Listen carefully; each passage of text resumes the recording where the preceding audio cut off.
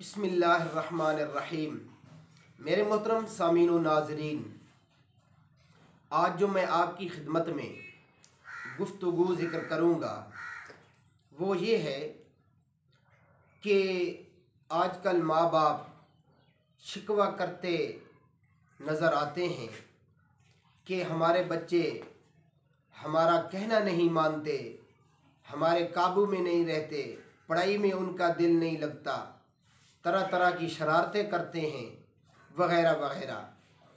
तो मेरे मोहतरम सामीन व नाज़रीन, आज मैं आपकी खिदमत में एक अमल ज़िक्र करूँगा जो हमारे अकाबिरीन से साबित है और नहायत ही फ़ायदेमंद है।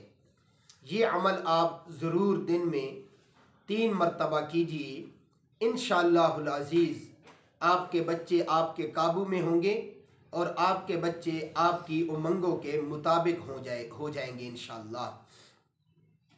तो वो अमल ये है कि आप बच्चे को प्यार से अपने पास बुलाएं और उसके सर के चोटी के बाल इस तरह, कुछ बाल आराम से पकड़ें, ये ना हो कि बच्चे को दर्द महसूस हो।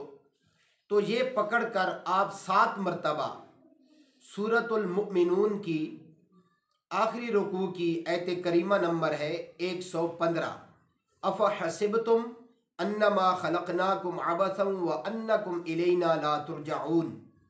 ये बच्चे के सर के बाल पकड़कर 7 मरतबा ये आयत करीमा पढ़ें और बच्चे पर दम कर दें। इंशाअल्लाहुल अज़ीज़ बच्चा बिल्कुल ठीक हो जाएगा, उसका पढ़ाई में भी दिल लगेगा और आप जैसे चाहेंगे इंशाअल्लाहुल अज़ीज़ वैसे ही आप अपने बच्चे को पाएंगे। तो मेरे मोहतरम सामीन व नाज़रीन, सवाब की नीयत से ये अमल आगे भी शेयर कर दीजिए। जज़ाकुमुल्लाहु अहसनल जज़ा।